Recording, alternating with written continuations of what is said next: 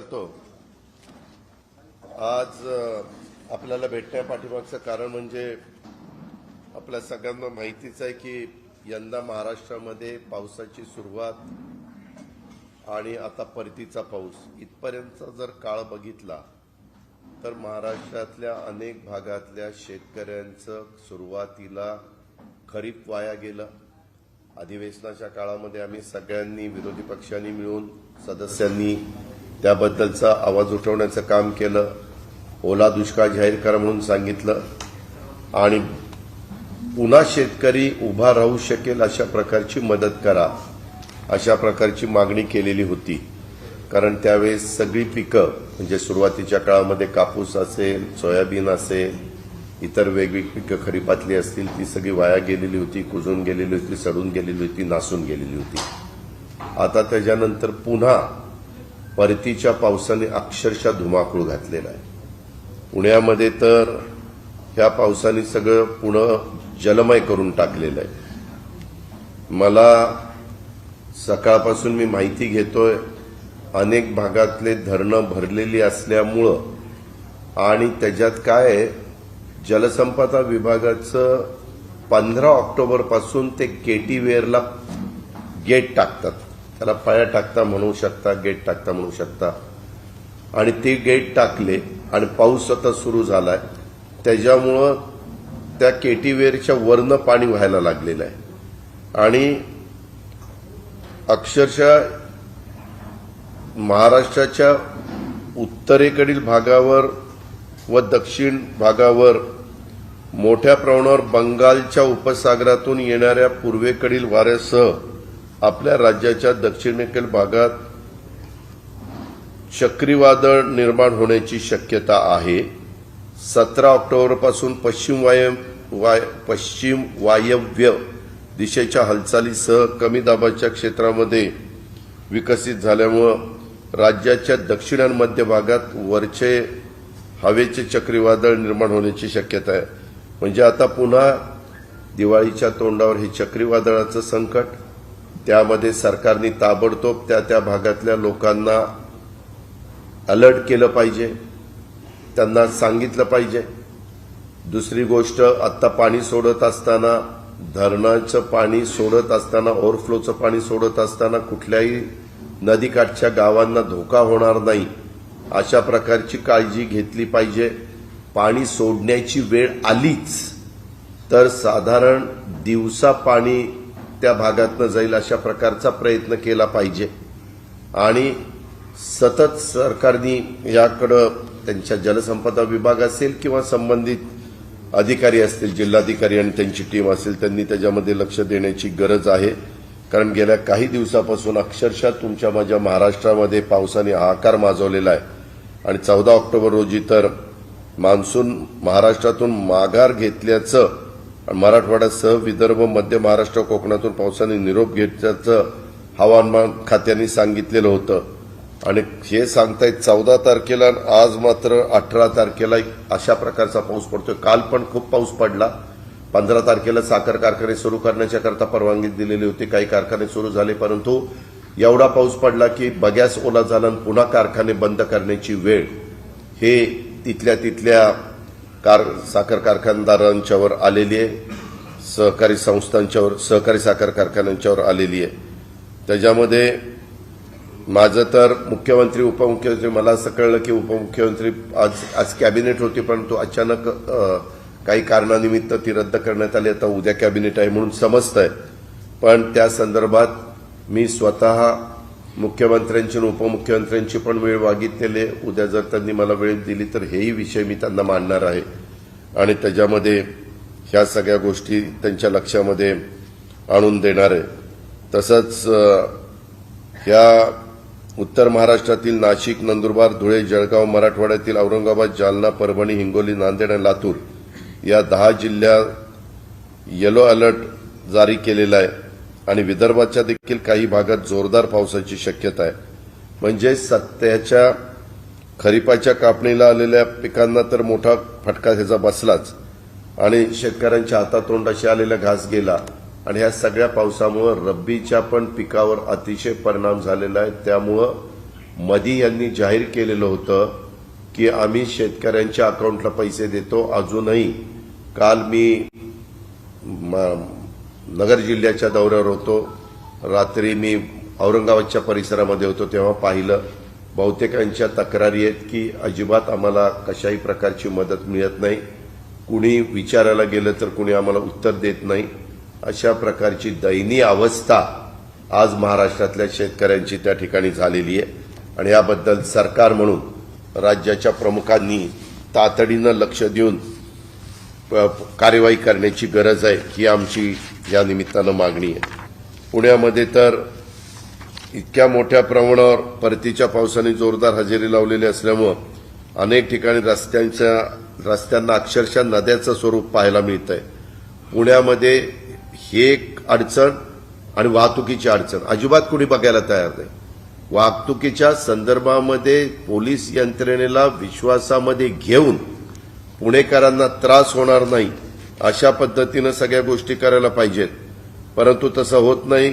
काल तर दगडूशेठ मंदिरात देखील पाणी शिरलं. मंडळाच्या कार्यकर्त्यांच्याकडनं रात्री उशिरापर्यंत पाणी बाहेर काढण्याचं काम चालू होतं. श्रीमंत भाऊरंगारी गणपती ट्रस्टच्या संग्रहालयामध्ये देखील पाणी लागलं.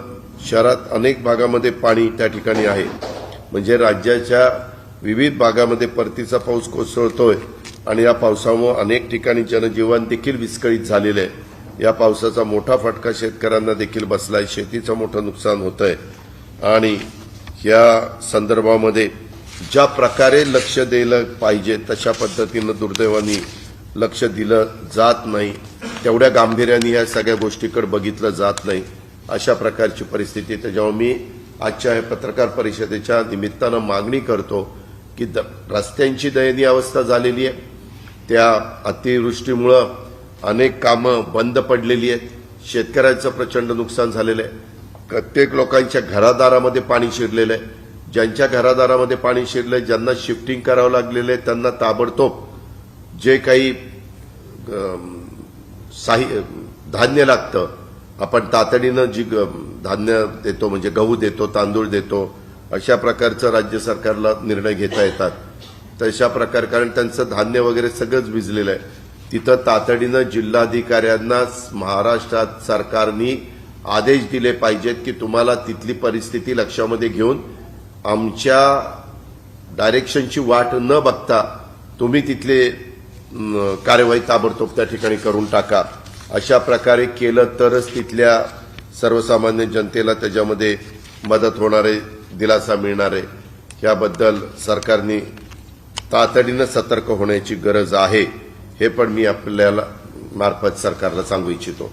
दुसरी गोष्ट, दिवाळीच्या मुहूर्तावर मधी मुख्यमंत्र्यांनी सांगितलं की आता 100 रुपयामध्ये आम्ही दिवाळी गोड करणार आहे आणि 1 किलो रवा, चणा डाळ म्हणजे रवा 1 किलो, चणा डाळ 1 किलो, साखर 1 किलो, खाद्यतेल देण्याचा निर्णय राज्य सरकारने जाहीर केला आणि घाईघाईत एका संस्थेला 513 कोटी रुपयाचं कंत्राट दिलेलं आहे.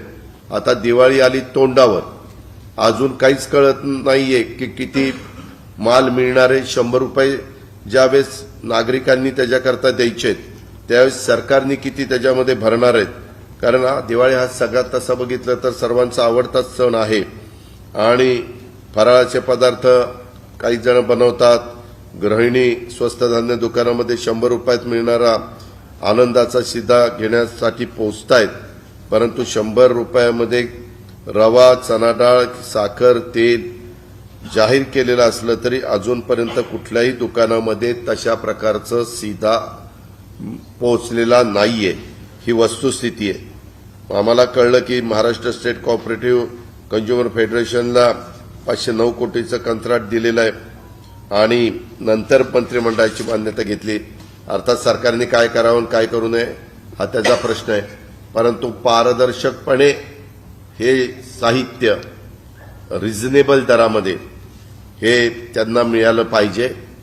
किंवा काही पैसे सरकार स्वतःच्या तिजोरीतनं भरणार असलं तरी त्या पैशाच्या संदर्भातले पण रेट त्या शिधाचे व्यवस्थित त्या ठिकाणी असले पाहिजे. अजून मला ते रेट मिळाले नाही, परंतु त्याच्यात काहीतरी गौडबंगाल आहे असं दबक्या आवाजामध्ये चर्चा त्या ठिकाणी चाललेली आहे। त्याचबरोबर आता हे सरकार येऊन 100 दिवसाच्या पेक्षा जास्त दिवस झालेले आहेत, तरी पण ठीक आहे, 9 दिवस असतात, आम्हालाही समजतं, तरी ह्यांचे लोकप्रतिनिधी कसं आपण बोलावं, कसं वागावं, त्याचं अजिबात तारतम्य यांना राहिलेलं नाहीये।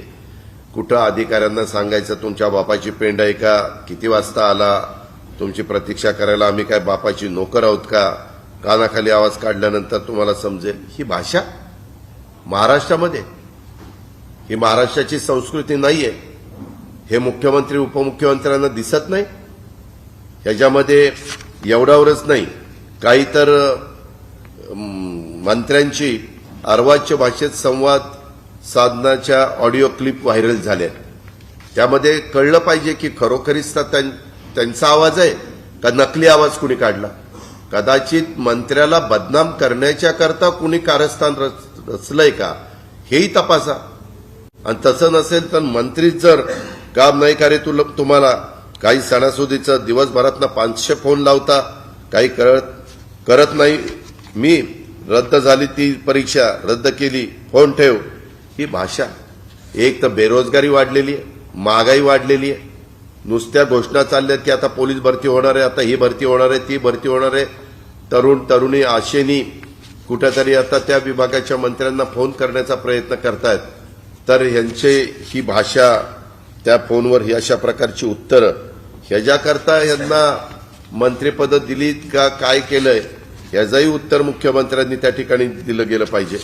असं बऱ्याच जणांच्या मध्ये तर एका मंत्र्यांच्या स्वतःच्या इन्स्टिट्यूटमध्ये हॉस्टेलमध्ये मुलीवरच बलात्काराच्या संदर्भातल्या काही गोष्टी, म्हणजे तशा प्रकारचा त्याच्यावर अन्याय होण्याच्या बद्दलच्या काही गोष्टी पुण्यामध्ये घडल्या। हे बातम्या सतत येत आहेत, त्याच्या संदर्भामध्ये सरकारने लक्ष दिलं पाहिजे, मुख्यमंत्र्यांनी लक्ष दिलं पाहिजे, यांच्या आमदारांनी तारतम्य ठेवलं पाहिजे। कुठल्याही परिस्थितीमध्ये कायदा हातात घेण्याचा अधिकार सरकार यांचा आला म्हणजे काय, कायदा यांच्या लोकप्रतिनिधींना हातामध्ये देण्याचा अधिकार हा कुणी त्यांना त्या ठिकाणी दिलेला नाहीये। याची पण नोंद ही सरकारने या निमित्तानं घेतली पाहिजे।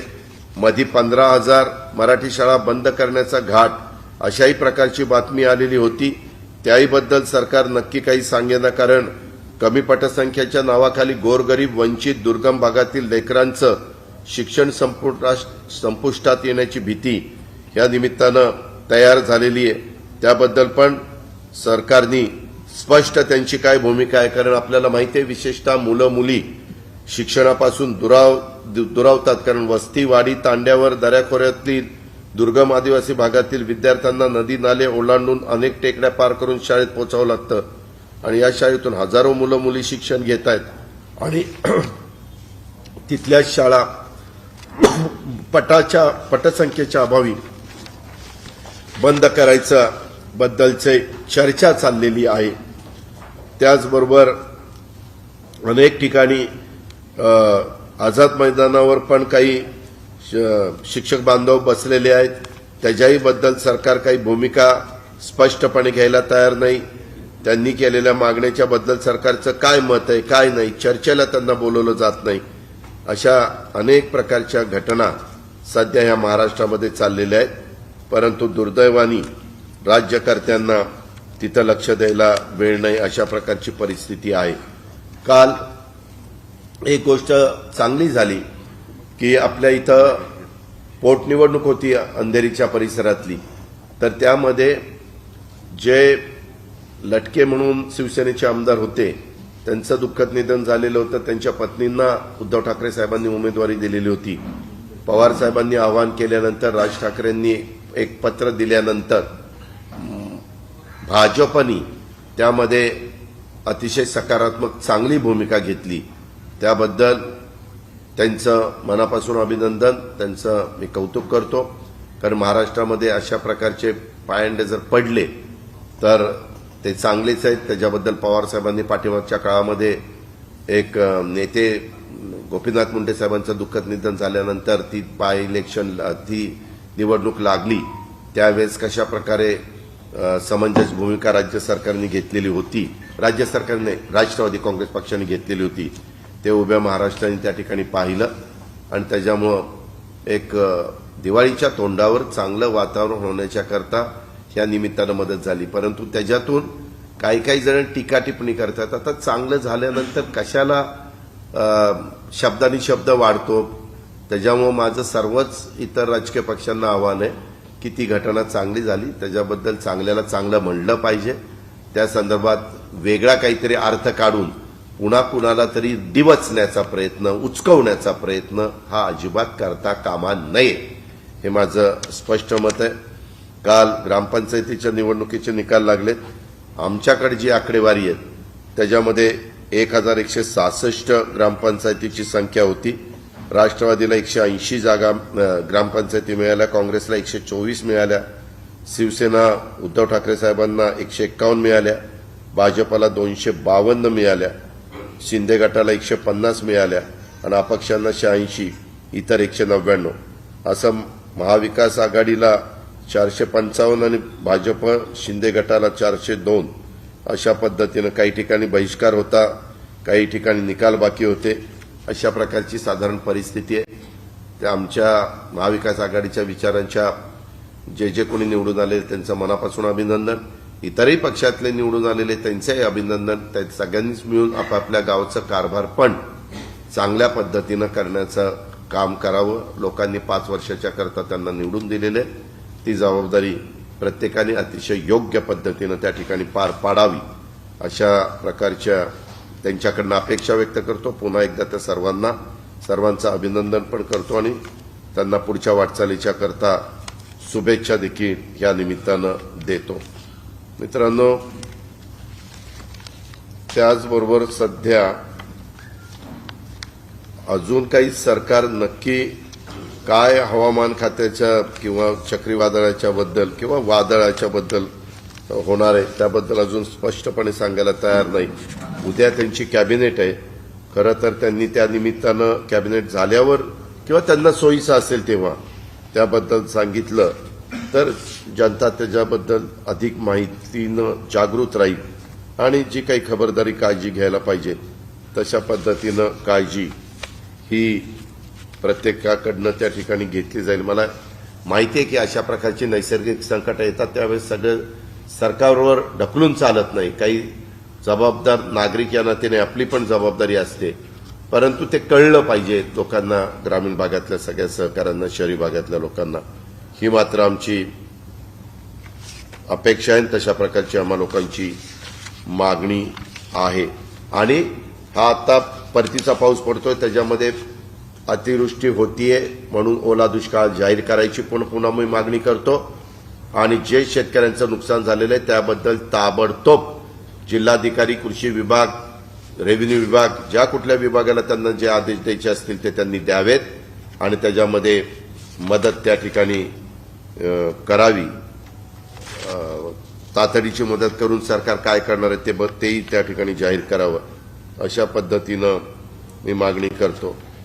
काल मला एक माहिती, उद्धव ठाकरे साहेबांचे समर्थक खासदार आहेत त्याच्यामध्ये राजन विचारे म्हणून आपल्या ठाण्याचे खासदार आहेत, त्यांनी आपल्या जीवाला धोका असल्याचं पत्र पोलीस महासंचालकाला पाठवलेलं आहे आणि त्यांची काहीतरी पोलीस सुरक्षा कमी करण्यात आलेली आहे. खरं तर त्यांच्या जीवाचं बरं वाईट झाल्यास त्यांनी सरळ सांगितलं की राज्याचे मुख्यमंत्री आणि राज्याचे गृहमंत्री आणि उपमुख्यमंत्री हे जबाबदार राहतील असं विचारे साहेबांनी म्हटलेलं आहे आणि त्यांनी पोलीस महासंचालकांना पण पत्र पाठवलेलं आहे. माझं म्हणणं की सरकार येत असतात, सरकार जात असतात, कोण कुठल्या पक्षाचं आहे, कुणी लोकप्रतिनिधी असू, कुणी सर्वसामान्य माणूस असू, प्रत्येक माणसाचं, नागरिकाचं संरक्षण करणं हे त्या राज्यांची जबाबदारी असते, तिथल्या पोलीस खात्याची जबाबदारी असते कायदा सुव्यवस्था चांगली ठेवण्याच्या दृष्टिकोनातनं. आणि त्यामुळं हे जे काही पत्र एका निवडून गेलेल्या 15-20 लाख लोकांचं प्रतिनिधित्व करत असलेल्या खासदाराच्या संदर्भातलं असेल तर मी पण विरोधी पक्षनेता या नात्याने मागणी करतो, फक्त राजन विचारांच्याही पत्राची नोंद घ्यावी आणि असं जर कुणाच्या बद्दल तक्रार असेल किंवा कुणाला शंका कुशंका असेल तर त्याही कुठल्याही राजकीय पक्षाची ती खासदार आमदार लोकप्रतिनिधी असतील किंवा नागरिक असतील तर त्याची पण नोंद घेऊन त्याच्याबद्दलची पुढची जी खबरदारी घ्यायला पाहिजे सरकारने ती घेण्याच्याबद्दल तातडीनं पोलीस खात्याने आणि सरकारने कारवाई करावी अशाही प्रकारची मागणी या निमित्तानं मी करतो. आपल्याला काय विचारायचं असेल तर विचार.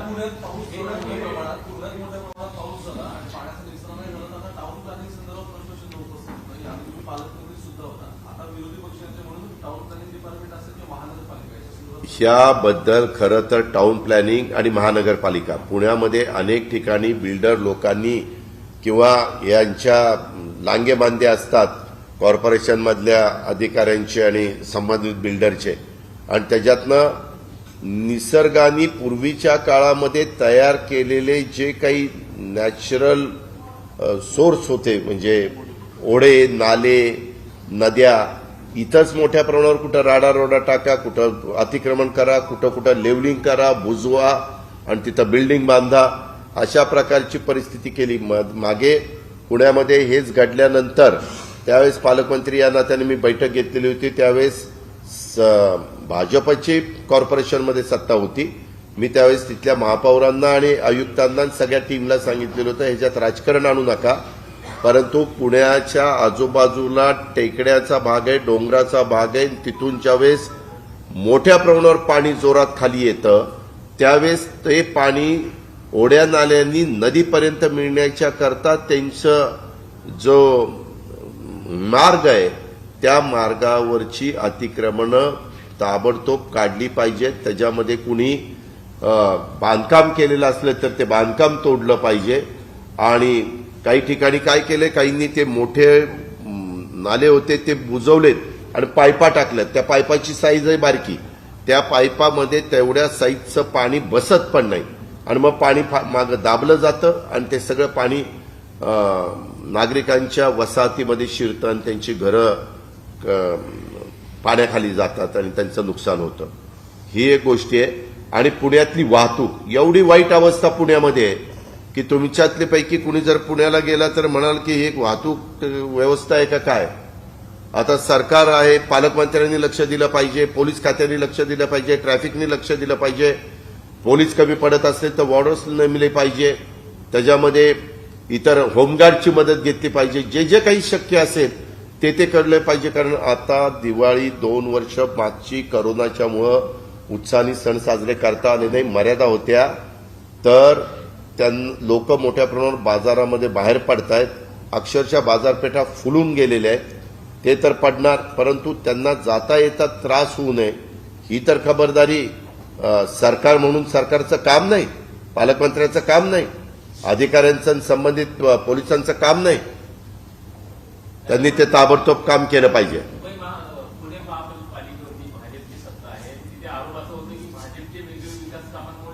भाजपची सत्ता नाही बाबा आता कुठंच सत्ता सगळीकडे प्रशासक आहे होती. एक मिनिट आपल्या देशामध्ये जिथं जिथं शहरं डेव्हलप होतात तिथं बहुतेक ठिकाणी मेट्रोची कामं चालतात फ्लायओव्हरची कामं चालतात त्याच्या संदर्भात आरयूबीची रेल्वे अंडरब्रिजची कामं चालतात रेल्वे ओव्हरब्रिजची कामं चालतात त्याच्या संदर्भामध्ये अनेक प्रकारची कामं तिथं चाललेली असतात. तसं पुण्यामध्ये पण चाललेले तरी पुण्यामध्ये ती चाललेली असताना ती वेळेत होण्याकरता मी 15 दिवसाला मीटिंग घ्यायचो. तुम्ही बघा 2.5 वर्षामध्ये माझ्या मीटिंग मंत्रालयामध्ये व्हीसीवर ठरलेल्या असायच्या आणि 15 दिवसांनी आढावा घेत असताना नुसतं पुण्याचा नाही महाराष्ट्रातले महत्वाच्या प्रकल्पाचा मी आढावा घ्यायचो. त्यावेळेस काय अडचणी आहेत काय नाही सगळ्या खात्याचं कोऑर्डिनेशन करणं निधी नसेल तर तो निधी उपलब्ध करून देणं अजून काही कोर्ट कचेऱ्या वगैरे काही असतील तर त्या सोडवणं काही तिथं राजकीय समस्या असतील तर संबंधितांशी बोलणं असं सगळं करून आम्ही करत होतो. तुम्ही पहा गेल्या 100 दिवसामध्ये कुणी आढावा घेतला कुणी काय त्या ठिकाणी केलं यांना वेळच नाही बाकीचीच कामं जास्त लागली तो. महाराष्ट्र कॉपरेटिव्ह प्रकरणामध्ये तेवढं तुला तर तेवढंच पाहिजे. हा बोला. एक मिनिट. हे कितीदा झालं आतापर्यंत? एक मिनिट. 2012ला का काहीतरी 9ला काहीतरी दर प्रत्येक वेळेस तिथं अजित पवारचं नाव येतं. अजित पवार आणि 75 ते 75ची नाव येत नाही. अजित पवार की तुम्हाला पण टीव्हीला अजित पवारचा फोटो, अजित पवारचं नाव, हेडलाईन. मी काल पण सगळ्या पेपरमध्ये बघितलं. माझं स्वतःचं स्पष्ट मत आहे, त्यांनी काय चौकशी करावी आता सरकार त्यांचं आहे. मागं चौकशी सहकार विभागाने केली होती, रिटायर न्यायाधीशांनी केलेली होती, सीआयडीने केलेली होती, एसीबीने केलेली होती, ईओडब्ल्यूने केलेली होती. पण आता पुन्हा बातमी अशी माझ्या कानावर जी आली, मी तुमच्या पेपरमधनं जी वाचली, मीडियामध्ये जी पाहिली, की पुन्हा ईओडब्ल्यूला काय सांगितलं का नाही मला काही माहिती नाही. मी एक नागरिक आहे, माझी पद्धत अशी आहे, मी संविधान, कायदा, नियम मानणारा एक सहकारी आहे. त्यामध्ये चौकशी करताना मला जे काही प्रश्न विचारतील ते प्रश्नाची उत्तर देण्याची माझी तयारी आहे आणि चौकशीला पूर्णपणे सहकार्य करण्याचं माझी भूमिका आहे. मी सांगितलं ना, जे कुणी चौकशी करतील, तुम्ही माझी उद्या चौकशी केली आणि तुम्हाला तो अधिकार असेल तर उत्तर द्यायचा अधिकार आहे. फक्त ती चौकशी करण्याचं राज्य सरकारच्या एजन्सी किंवा केंद्र सरकारच्या एजन्सी असतात, त्यांना अधिकार आहे. त्या संदर्भात चौकशी तर प्रत्येकाची होऊ शकते, त्यांना ज्यांची चौकशी करावीशी वाटेल.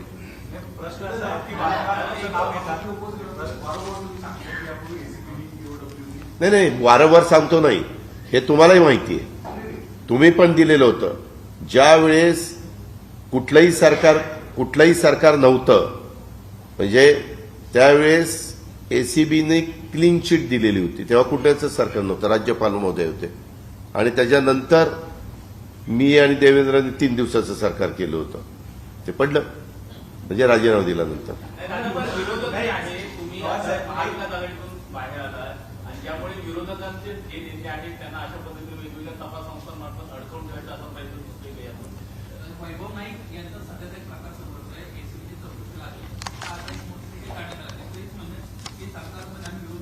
मला त्याच्याबद्दल काहीच म्हणायचं नाही. जनता शहाणी आहे, जनता पाहतीये. तुम्ही उगीच खुंटा आमच्या हातनं मजबूत करायचं काम करू नका. मला त्याच्याबद्दल कुणावर आरोप पण करायचे नाही, प्रत्यारोप पण करायचे नाही.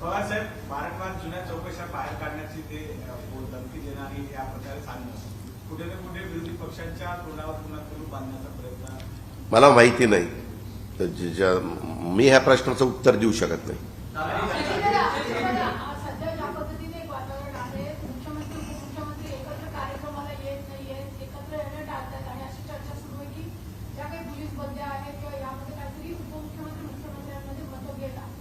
मला नाही वाटत. मी जे काही ह्या दोघांनाही गेले अनेक वर्ष ओळखतो ते बघता मला अजिबात तसं वाटत नाही.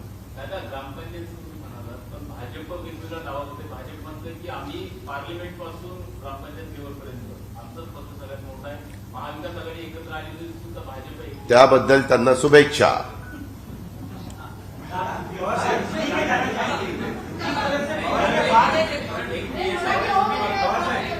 एकाने विचारलं. संघटना आहे, त्यामध्ये तपास संस्था ज्या सांगतायत की 2048 साली हिंदू राष्ट्राच्या ऐवजी मुस्लिम राष्ट्र बनवायचं होतं, म्हणून अशा पद्धतीनं वेगवेगळ्या पद्धतीनं पीएफआय संघटना काम करत होती. आणि त्या संदर्भात न्यायालयामध्ये सरकारी वकिलांनी असं युक्तिवाद केलाय की कार्यकर्ते जे आहेत पीएफआयचे ते मुस्लिम राष्ट्र बनवण्यासाठी प्रयत्न करत होते. तुम्हाला वाटतं की? मला ह्याच्याबद्दलची काही माहिती नाहीये. मी बातमीमध्ये हे वाचलेलं आहे. मी काल रात्री उशिरापर्यंत दौऱ्यावर होतो. तुम्ही आता मला तो प्रश्न विचारला. मी आज राज्याचा विरोधी पक्ष नेता आहे. एखाद्याच्या प्रश्नाच्या संदर्भातली आपल्याला बारकाईने माहिती नसेल अधिकची, तर मी त्याच्याबद्दल उत्तर देणं उचित दिसणार नाही. मी माहिती घेऊन त्याबद्दल माझं मत सांगेन.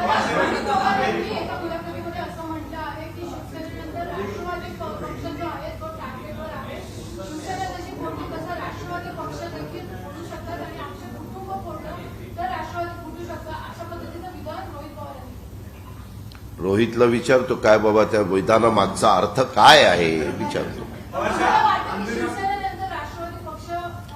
हे काय असं हे फोडातोडीचं राजकारण, फोडणं पिडणं, प्रत्येकाला आपापला पक्ष वाढवायचा अधिकार आहे.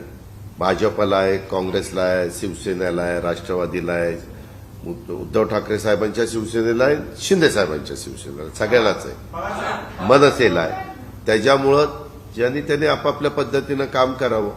काय होतं अलीकडच्या काळामध्ये कुणीतरी काहीतरी त्याच्याबद्दल वेगळं काही मत व्यक्त केलं तर आता मधी मी एक बोललो होतो की मला असं वाटतं एकंदरीतच तुमच्यासारख्याच पत्रकार मित्रांनी कुठेतरी प्रश्न विचारलेला होता की बाबा हे सरकार किती काळ चालेल. ज्या दिवशी सरकार आलं त्याही दिवशी मी तुम्हाला सांगितलेलं होतं 145चा आकडा त्यांच्याबरोबर आहे तोपर्यंत हे सरकार चालेल.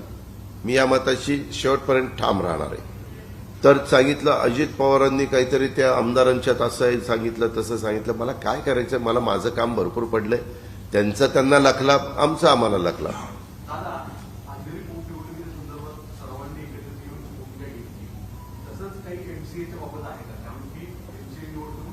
नाही, अंधेरीची पोटनिवडणूक ही राज्याच्या विधानसभेमध्ये एक व्यक्ती पाठवणारी निवडणूक होती, एक सभा सदस्य पाठवणारी, विधायक पाठवणारी निवडणूक होती. एमसीए अशाही बातम्या आता सुरू झाल्यात. एमसीए, माझं स्पष्ट मत आहे, एमसीए मध्ये कधीच राजकारण आलं नाही. आजपर्यंत मी बघितलं ह्या देशामध्ये अनेक राज्यातनं, आपल्या इथं एमसीए आहे, नंतर महाराष्ट्र क्रिकेट असोसिएशन म्हणजे मुंबई क्रिकेट असोसिएशन आहे, महाराष्ट्र क्रिकेट असोसिएशन आहे, विदर्भ क्रिकेट असोसिएशन आहे, 3 आहेत. पण बाकीच्या ठिकाणी एक असतात. त्याच्यामध्ये कधी फारुख अब्दुल्ला आलेले आहेत, लालू प्रसाद यादव आलेले आहेत, त्याच्या संदर्भामध्ये अरुण जेटली साहेब आलेले आहेत, असे खूप दिग्गज मान्यवर त्या ठिकाणी आलेले आहेत. आणि हे तिथं पवार साहेब आलेले आहेत. हे सगळे लोक तिथं बसल्यानंतर राजकारण करत नाही. खेळामध्ये राजकारण हे कुणीही त्या ठिकाणी करत नाही. ही वस्तुस्थिती आहे, फॅक्ट आहे. उगीच त्याला एक वेगळ्या पद्धतीचं, आता पवार साहेब ज्यावेळेस तिथं होते त्यावेळेस पण आशिष शेलार तिथं असायचे. आता आशिष शेलार आहेत, त्याच्यामध्ये इतर पण काही सहकारी आहेत. खेळाच्या माध्यमातून बघावं सगळ्यांनी, त्याच्यात राजकारण कुणी आणू नये आणि राजकारणाच्या ठिकाणी राजकारण म्हणून पाहावं, असं माझं मत आहे.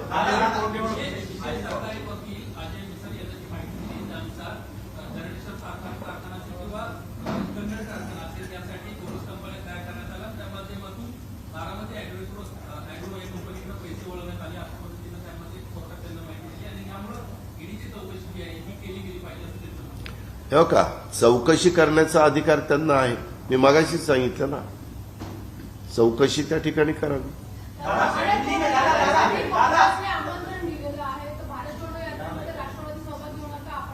मला त्याबद्दल माहिती नाही. ती बातमी मी वाचली की त्यांचे प्रमुख लोक जाऊन उद्धव ठाकरे साहेबांना भेटले. त्याबद्दल उद्धव ठाकरे साहेब सांगतील, तो सांगण्याचा शिवसेना उद्धव बाळासाहेब ठाकरे काय करणार आहे तो त्यांचा अधिकार आहे. आणि राष्ट्रवादी काँग्रेस पक्षाचे सर्वोच्च नेते आदरणीय पवार साहेबांना भेटले. त्याच्यानंतर पवार साहेबांचं काही माझं बोलणं झालेलं नाही, कारण मी रात्री लेट नाईट आलो आणि सकाळी इथं लवकर आलेलो आहे. त्याच्यामुळे मला त्याबद्दलची माहिती नाही. आता प्रांताध्यक्ष मला थोड्या वेळाने वर 12च्या पुढे येणार होते. ते आल्यानंतर मी त्या संदर्भामध्ये त्यांना विचारेन आणि काय ते सांगतील. आणि आता आज तारीख काहीतरी 18 आहे, 19. मी 20 तारखेला पुण्याला आहे, 21 पासून मी दिवाळीला बारामतीला आहे. आपल्या पण सर्व पत्रकार मित्रांना दिवाळीच्या लाख लाख शुभेच्छा. ही दिवाळी आपल्याला सगळ्यांना सुखाची, समृद्धीची, भरभराटीची, आनंदाची जावं. ह्या दिवाळीमध्ये माझी आपल्याला विनंती आहे की ब्रेकिंग बिकिंग कुठली न्यूज लावू नका. आनंदाच्या बातम्या त्या ठिकाणी लावा. हा असं म्हटला आणि तो तसं म्हटला, हे असं म्हटलं, हे जरा आपण दिवाळीचा सण संपेपर्यंत थांबूया. नंतर काय तुम्हाला करायचं तो तुमचा अधिकार आहे. माझी विनंती आहे, तुम्हाला त्याच्या आधी करायचं असेल तरी तुम्ही करू शकता, मी काही तुम्हाला रोखू शकत नाही, पण आपली विनंती.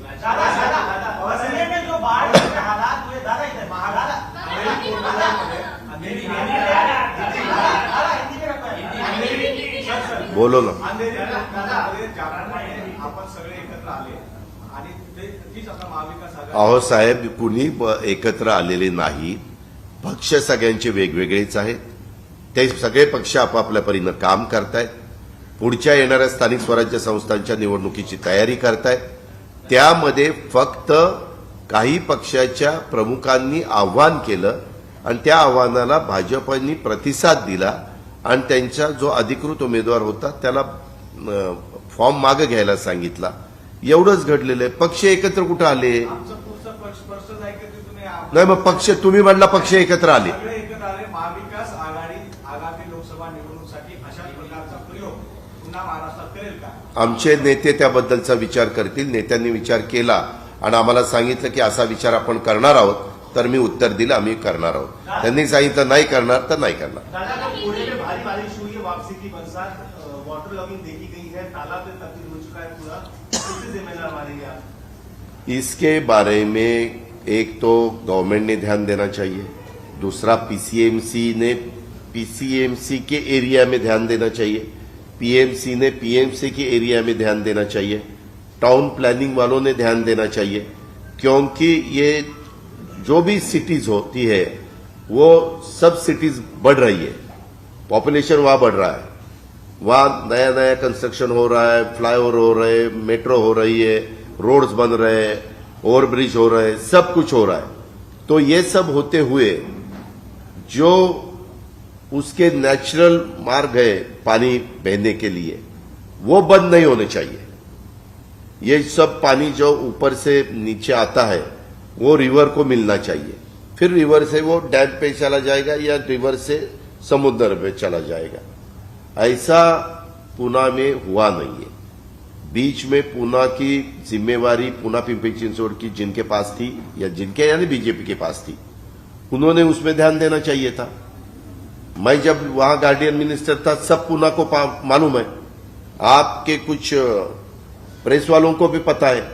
हर हफ्ते सुबह 7 बजे से मैं काउंसिल हॉल या कलेक्टर ऑफिस में बैठता था और ये सब जो भी या वहां ट्रैफिक की जो सिचुएशन तैयार हुई है, इतना ट्रैफिक कि जहां 15 मिनट लगना चाहिए जाने के लिए वहां 1.5 2 घंटा लगते हैं, तो भी कोई ध्यान नहीं देता.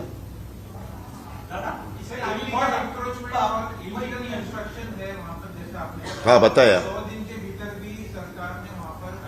नहीं 100 दिन का सवाल नहीं उठता. तो आप बोलेंगे 100 दिन से पहले जिसका गवर्नमेंट था उन्होंने ध्यान देना चाहिए था. गवर्नमेंट किसकी भी हो, वहां जो ऑफिसर्स आप अपॉइंट करते हैं उनकी जिम्मेवारी है. जब आपकी बिल्डिंग किसी की बिल्डिंग हो बिल्डर की पूरी होने के बाद कंप्लीशन सर्टिफिकेट मिलता है तो ठीक तरह से देखना चाहिए कि वहां पानी कहां से ऊपर से आता है, वो पानी आने का उन्होंने कुछ बंद तो नहीं किया है, वहां पाइपलाइन तो नहीं न डाली, वहां फिलिंग तो नहीं न किया, ये सब देखना है. तो जिस ऑफिसर ने ये कंप्लीशन सर्टिफिकेट दिया है, जो वहां था जिसको अपॉइंट किया था तब का निकालना चाहिए. वो अभी रिटायर हुआ होगा तो भी उसके ऊपर एक्शन लेनी चाहिए, मेरा तो ये कहना है. और अभी भी जो कंस्ट्रक्शन चालू है उसमें मैंने एक पीएमसी पीसीएमसी का नाम लिया, लेकिन उसमें पीएमआरडीए भी आता है. अभी जैसा एमएमआरडीए अपना बंबई में है वैसे पूना में पीएमआरडीए भी है. उन्होंने भी ध्यान देना चाहिए. ये सबकी जिम्मेदारी है. इन सबकी जिला परिषद में सिटी खत्म होने के बाद तुरंत जिला परिषद के एरिया शुरू हो जाती है. ऐसे और गार्डियन मिनिस्टर ने ध्यान देना चाहिए. एक बड़ी सिटी है, बंबई के बाद पॉपुलेशन सबसे ज्यादा पूना पिंपरी चिंचवड का हो रहा है बंबई ठाणे के बाद. तो वहां गवर्नमेंट के नाते सीएम डीसीएम ने भी ध्यान देना चाहिए. 5 साल में जो पीएमसी में भ्रष्टाचार हुआ, जो आपने वजह बताई, भ्रष्टाचार की आपको लगता है बड़ी वजह ध्यान नहीं दिया? वो भी देखना चाहिए कि अगर इसका कारण अलग है, उसमें जो काम करना चाहिए था वो काम उसी तरह से ठीक तरह से नहीं किया होगा तो उसकी भी इंक्वायरी होनी चाहिए. हाँ,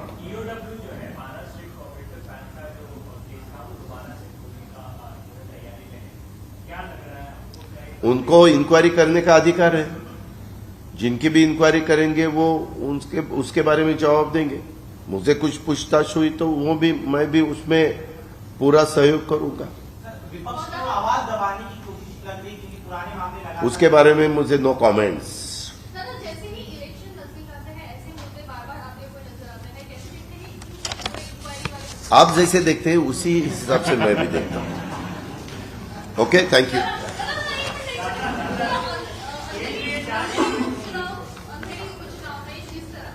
महाराष्ट्र की राजनीति के बारे में अभी बोला गया, संस्कृति जो है वो दिखाई गई। पूरे इस मामले में जो है वो शिवसेना से अभी विवादास्पद जो है वो बयान आते हुए नजर आ रहे हैं। उन्होंने कहा है कि बीजेपी हमसे डर गई, जबकि ये संस्कृति की बात ये बराबर नहीं है। ऐसे मैंने पहले ही बताया कि ये जो अलग अलग पार्टियां, ये हमारी पार्टी हो या दूसरी कोई भी पार्टी हो, एक अच्छा डिसीजन पवार साहब जी ने और राज ठाकरे जी ने इसके बारे में रिक्वेस्ट की, उसको बीजेपी की तरफ से पूरा सपोर्ट किया गया, उन्होंने कैंडिडेट विड्रॉ किया, एक अच्छा माहौल हुआ है। दीपावली अभी आई है, तो ये माहौल बनने के बाद कोई भी पार्टी ने उसके खिलाफ अलग स्टेटमेंट निकाल के गलत अर्थ निकालने की जरूरत नहीं है। अभी मैं तो ये डिसीजन बीजेपी वालों ने लिया, इसीलिए बीजेपी का अभिनंदन, उनको धन्यवाद। नमस्ते।